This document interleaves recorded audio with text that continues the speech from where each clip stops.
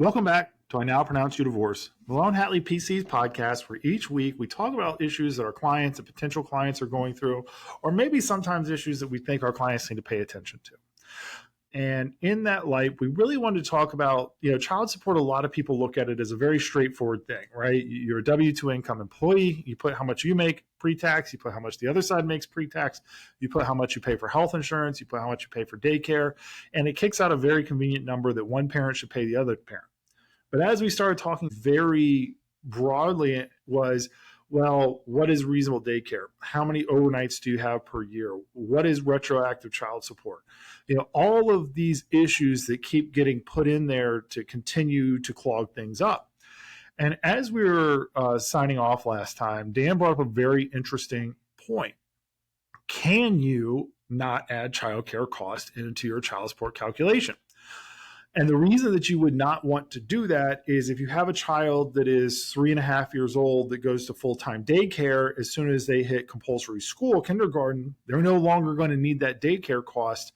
So you're going through this battle that may last a year. The child gets to 6 months away from compulsory to kindergarten, and now you got to go back and change child support again when it could have just been factored in. So Dan, as a client, how do you convince your attorney, hey, let's not include child support in this. Let's make it separate, other than just asking? Well, if you're the client trying to convince your attorney, that would be a savvy client, I would say, in that situation. But you have to come up with reasons why. It's really just being reasonable and being open and honest with the court on establishing kind of the baseline of what you think the support is and why you're trying to deviate. And the deviation in this situation would be either including or excluding the daycare costs. And it does make a lot of sense. I've seen a lot of judges buy into it or agree to it because their dockets are pretty jam-packed to where if they can have a case that's going to resolve itself, they're all for it. Or the parties are in agreement, they're all for it. As long as it's not really jeopardizing or compromising the best interests of the children, then you're not in violation of any public policy or statutes, and the courts most likely would agree to that. But you want to make sure if whatever side you're on, you're clear in the order to where once this event happens, then that part's no longer taken into consideration. But where I see a lot of practitioners really kind of, I don't know if I want to say get in trouble, but not fully follow through, is what does that amount look like? Because it sounds good and it looks good on paper. Oh, great, we have an end date. We know what we're going to do, but you have X dollar support. Okay, this event is dropping off. So what is the Y support? And if you don't really kind of factor that in, then you're essentially having to go back and either renegotiate or go back and ask for judicial intervention. So you want to know. Now, of course, there's certain assumptions being made with that position as well, which is the income is basically going to stay the same. And I say basically because it could change, give or take a handful of dollars in the sense of thousands, where it's not going to really make a difference. But that with all factors kind of being the same as when it was entered, then you want to have a support amount. But you also want to make sure that it's fair and reasonable, and you don't want to put language in it that you're locked in, because child support is always modifiable. And I've seen some orders to where it's a settlement agreement, so the parties agree to this, and it's non-modifiable. So that's just an unenforceable order. Yeah, you don't want anything to be not modifiable. Things change. In Virginia, child support's always modifiable. Spousal support isn't, and I've seen people be on the hook for $15,000 a month after they lose their job because they put non-modifiable. Another thing that happens, you were talking about, putting, this is how much I agree to pay now. We agree that childcare is going to end when the child starts to kindergarten. Childcare will cost this much. This is how much I will agree to pay after that. There's also statutory updates. Virginia just went through a big statutory update on child support to basically give an increase to child support. And so there was a rush to get things done. And even worse, there was a lack of understanding among practitioners that this update had just happened. So there was practitioners that were still using the old calculators, saying like, oh yeah, it's the calculator. And savvy practitioners were like, yes, it is the calculator. Let's go ahead and get that put in if it was in their client's favor. So, Dan, how do you, when we talk about one side paying money and the other side getting money, it seems like a windfall, right? I mean, even Kanye West sung a song about child support. and how it sucks to pay child support. How do you work with paying clients to really get over that hump and say, look, it's not a punishment? That's hard and challenging because I get it, at least from the thought process that you're not trying to take away from your children, but you want to know, is it really benefiting the children? And I start off by saying, when you were married, your incomes were shared and they were for the benefit of the children at the time.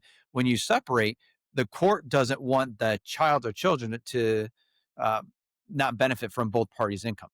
And so that's really why, in very high level, that you have at least guidelines in place to where you want to make sure that the support is for the benefit of the kids.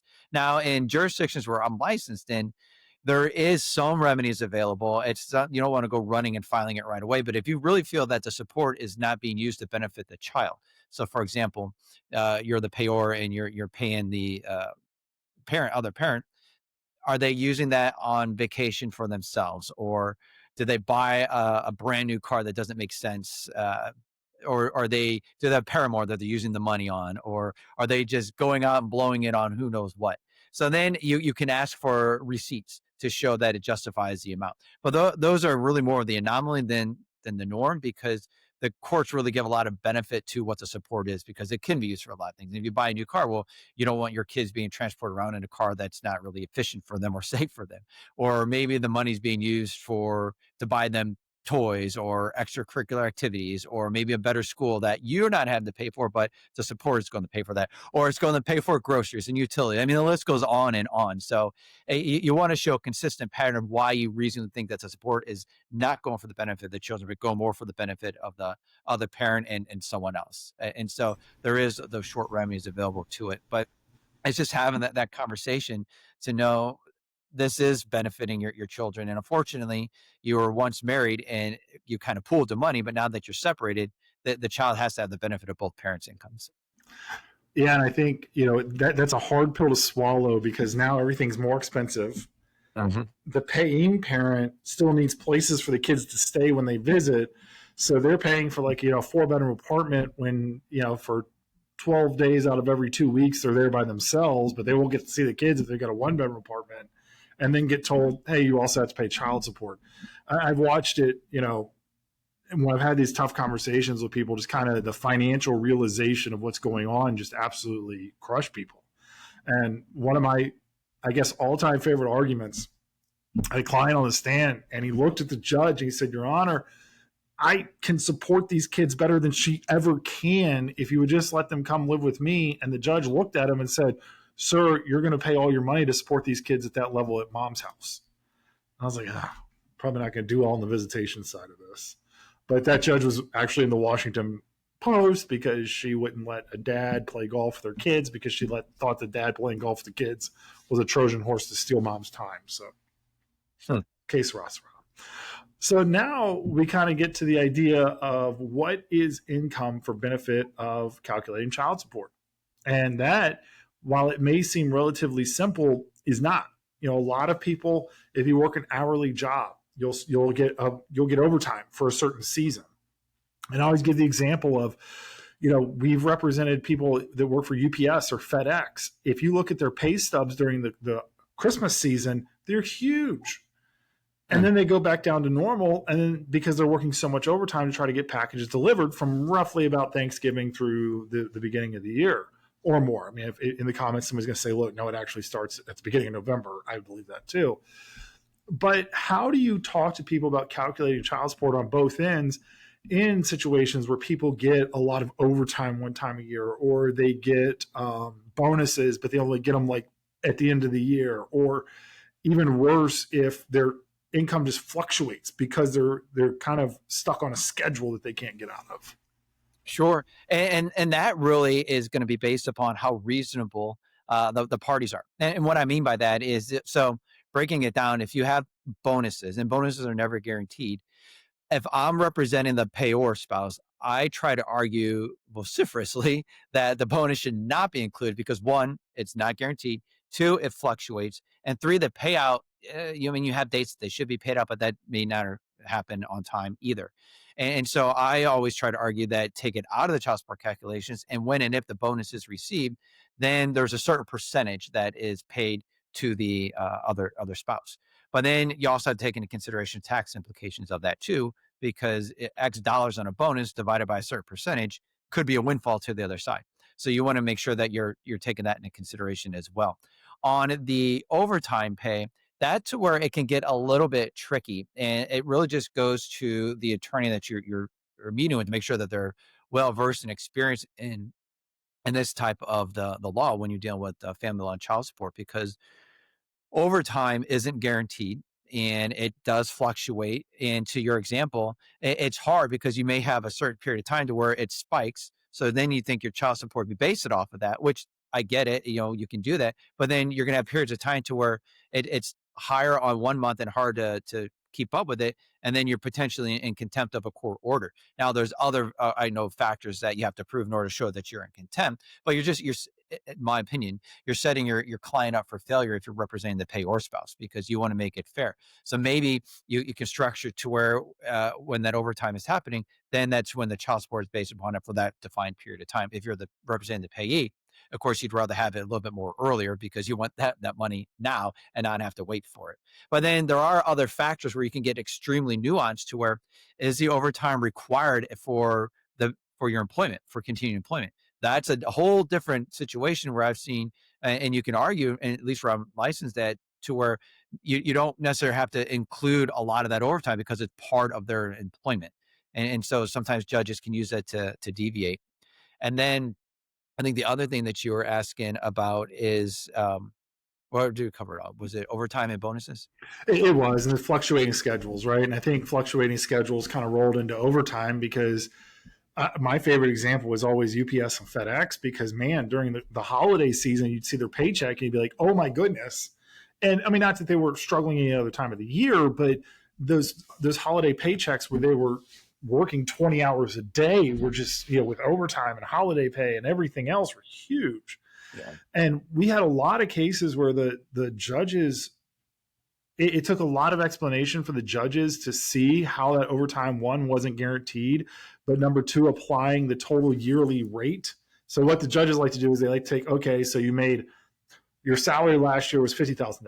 With bonuses, you made $100,000. Well, I'll just do $100,000 per year and I'll calculate your salary off $100,000, not realizing that your bonus is actually $15,000 for the last 2 months, $50,000 for the last 2 months. So you basically fall behind and catch up every year. It took a lot of explanation. We had to bring in supervisors from, it was UPS, I believe, to actually explain that, one, this wasn't guaranteed, and number two, like, they would work all November to get paid in December, and they work all December to get paid in January. So it really wasn't fair to calculate it on that. How do you, when the parties can't work out, you're leaving it up to a judge, and as smart and as capable as judges are, we throw a lot of curveballs at them. So, in all fairness, we throw a lot of curveballs at judges. That's our job. So how do you work, and I'm going to say with a judge, to explain these fluctuations in income when you have to? I just try to break it down as simple as I can. And it's not any disrespect to the bench. It's because, to your point, they have a lot that they're being thrown at them. There's other cases besides mine. And I feel that it's our job to really just break it down to make it easy for the trier of fact to make a determination, which the trier of fact is the judge. And in these situations, well, first I'm having a conversation with my client to really kind of get a better idea. What does this overtime look like? How often does it happen? What do your bonuses look like? How often does that happen? Because maybe it's a spike, but it's a one spike. So if you go back a couple years, there is nothing. And it's hard to look into the future, but it's hard to also argue, okay, you need to just look at your current income. I've always tried to say, Judge, we need to go back at least 3 years, maybe even 5 years, depending, of course, if that benefits my client or not. So I'll start with going back maybe a couple years. Say, this has really been the consistent pattern. This is the norm. This spike that you see here, this isn't normal. This is because of an anomaly or extenuating circumstance. Not saying that the other side shouldn't be entitled to some of that, but we shouldn't include that in the calculation because that's unfair. It really is. And my thing was keep it simple, right? And I know I was supposed to end with another S, keep it simple, stupid. But, the old adage, the judge has a lot going on. My case is probably one. If you're on a motions docket, your case might be one of, right, in Fairfax juvenile domestic relations court, they would sit there for like 7 hours a day doing motions hearings, hundreds of people coming in.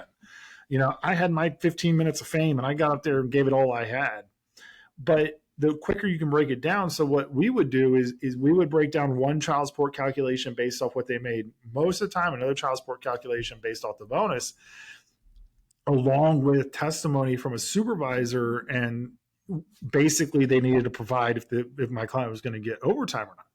Because, there's all sorts of different situations in the world, up into also including self-employment. And I think self-employment is probably the most difficult for the receiving spouse of child support. So Dan, can you kind of talk to us about, if you have somebody on the other end who's self-employed, what does somebody who's going to be receiving child support need to keep an eye out for? Those are the hard ones because, if you're W-2, it's not a little, it's a lot easier. But when you're self-employed, it's okay, you're earning X income. And in my experience, on either side, it's always, okay, the person who's self-employed's income is always lower.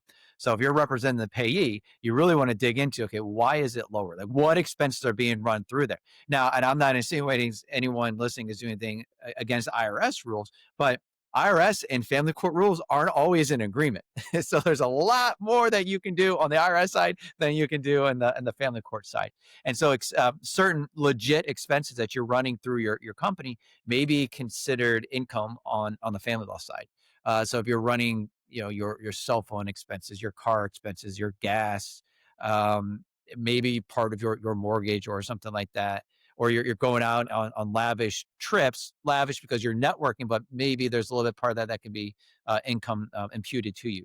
And so you have to make sure that you're doing your due diligence if you're representing the payee to, one, fully understand that line of business that the payor is in, how long they've been in there. And I say how long because maybe they were a W-2 employee and they went to self-employed, or maybe they've had another job and now they're trying something else out. But you also want to get tax returns, and you want to go back at least, I think, 5 years, because you want to see not only what they've been earning, because maybe there's a pattern, but also what have they been deducting as well. And that'll give you a much better idea as to what you can kind of impute back into the calculation for what an actual income should be for child support purposes. Yeah, and it's very hard. And, it's very hard for many reasons. I had a tax attorney that jokes with me. I talk to him a lot.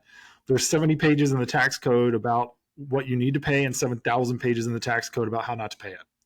So when you talked about, the two don't entirely coincide, one of the barriers that you generally have to break down with the receiving spouse is they want to then have had the benefit of the tax breaks that the business was creating, and at the same time go to court and try to prove that the other side is breaking some law because now they don't like them. And I always tell them, we probably can find something, but if they go to jail, they can't work. So we might have a problem with you getting child support. And I've had judges, who very, very smart judges who knew tax law inside and out and upside down, they'll catch something and they will know that it's not legal. And I'm like, Your Honor, no, we don't want to talk about that. Even when I represent the spouse who's going to be getting child support, I will back off any talk of criminality on the payor spouse's side because we want the money. And that is a hard thing to remember sometimes when you're going through this process, to drop the animus. So when you're trying to calculate child support, how important is it to drop the animus and just get to the numbers for this particular issue?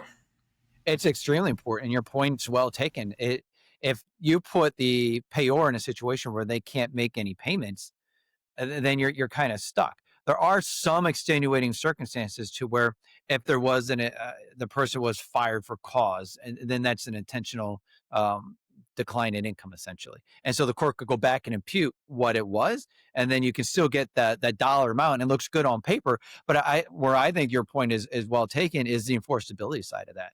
It's great you have X dollars, but if you can't get it to be enforced, it's of no value to you. So that's why I think if you drop the animus, then you can at least come to what hopefully is a reasonable amount by agreement. You can. I've actually been part of a case where one spouse got the other spouse fired from their $300,000 a year job. It was for cause because of a whole bunch of other stuff, but basically the court refused not to impute income to the person that was making so much money. But the other person couldn't get any money. So the guy that was making all the money just kept going back to jail every once in a while. And the other parent with the kids just kept getting no money. So everybody lost because there was so much hate in that relationship that it was just thing after thing after thing. And even the judge one day shrugged her shoulders and she said, ma'am, yeah, I'll send him back to jail, but it's just going to wipe out what he owes you. Have you won anything? And the lady was like, I don't care. And the judge said, I think this sums that up perfectly. So if you enjoyed this episode, please hit like or subscribe. And remember, when you're going through so many of these legal questions, the further you can get away from how much you dislike your soon-to-be ex or how much you dislike this person that you used to be in a relationship with, probably the better outcome you're going to get. So we look forward to talking to you next time.